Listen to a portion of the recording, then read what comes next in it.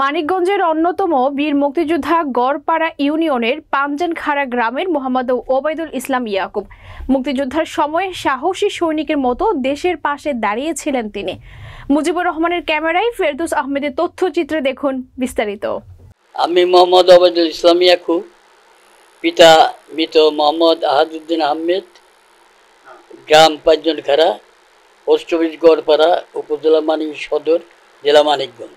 আমি ট্রেনিং হলো 1971 সনে ক্যাপ্টেন হালিম চৌধুরী কোল্ড স্টোরেজে সর্বপ্রথম ট্রেনিং করি। তারপরে এখান থেকে 26টা রাইফেল নিয়ে আমরা গড়পাড়া আসি। গড়পাড়া লুডুবের নেতৃত্বে আমবাগান মাঠে এখানেও ট্রেনিং হয়।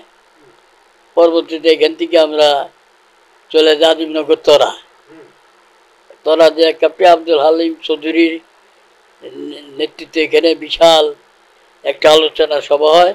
সেখান থেকে আমরা লুডুবাইয়ের নেতৃত্বে সিঙ্গার থানা অবস্থান নিই। সিঙ্গারে দীর্ঘদিন অবস্থানের পর আমরা 29 অক্টোবর ঐতিহাসিক গোলাইডাঙ্গা যুদ্ধ করি। 81 জন পাক সেনাকে এখানে হত্যা করি। আমার সাথে ছিল ইঞ্জিনিয়ার তুবাস লুডুবাইয়ের নেতৃত্বে আমি, তারপরে লোকমান হোসেন, তারপরে আলী আকবর কুমিল্লার, উনি বিডিআর ছিল, তারপরে জলিল আর্মি ছিল, লোকমান হোসেন আর্মি ছিল, তারপর জাহিদ মানিকগঞ্জের জাহিদ ছিল, তারপরে আপনার অলোক ছিল, তারপরে লাবুদুলাল চারিগ্রামের ওরা ছিল। এরকম আরও অনেক। আমরা যুদ্ধ শুধু মানিকগঞ্জ না, ঢাকা বিভাগের ভিতরে সবচেয়ে বড় যুদ্ধ এবং খুব কম সংখ্যক, অর্থাৎ আমরা মানে 25-30 জন মুক্তিযোদ্ধার আমরা এখানে তাদেরকে হামলা করি। তারা নৌকা যুগে যাইতে ছিল, প্রায় 8-9টা নৌকা নিয়ে আমরা সব নৌকায় ডুবিয়ে দিয়েছি। একটা নৌকা ছিল, ওই নৌকা ওরা পারে নামে আমাদের উপর অতর্কিত হামলা করার পরে তারপরে ওদের অত্যাধুনিক অস্ত্র সজ্জিত ছিল। আর আমাদের হাতে ছিল রাইফেল, এসএলআর, স্ট্যান্ড গান, এই সব অস্ত্র দিয়ে আমরা তাদের মোকাবেলা করি এবং সব নৌকায় ডুবিয়ে দিই। ওইখানে আমরা 81 জন পাখানাদের বাহিনীকে হত্যা করতে সক্ষম হই। আমরা 13ই ডিসেম্বর হলে আমরা মানিকগঞ্জ হানাদার মুক্ত হয়।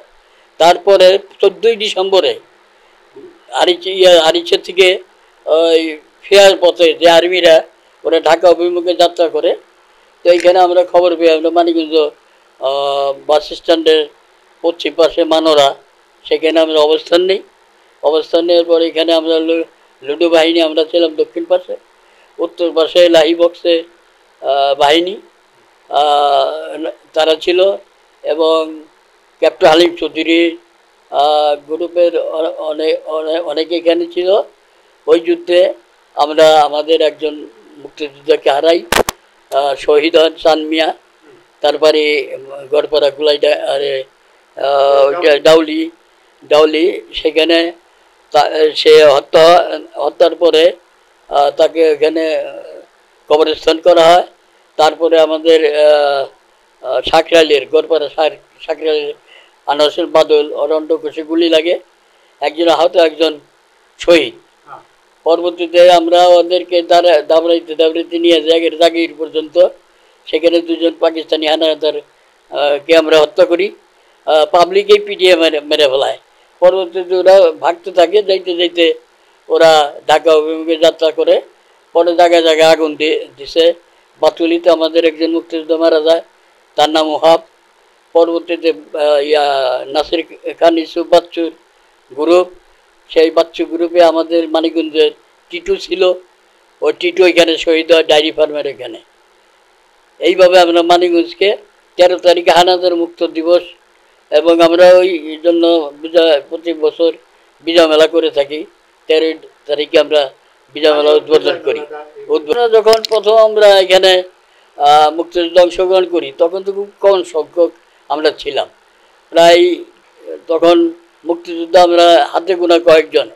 এই মানিকগঞ্জে থেকে যেমন ছিল কামাল বাইগো বাহিনী ছিল, কামাল ভাই তো ইন্ডিয়া চলে যায়। ক্যাপ্টেন হালিম চৌধুরীর নেতৃত্বে আমরা তখন সংগঠিত হই। এখানে যে মানিকগঞ্জের ট্রেজারি আমরা ভাঙি। ওই ট্রেজারি ভাঙি এখান থেকে 535টা রাইফেল বের করে ভাগ করে করে নিয়ে যাই।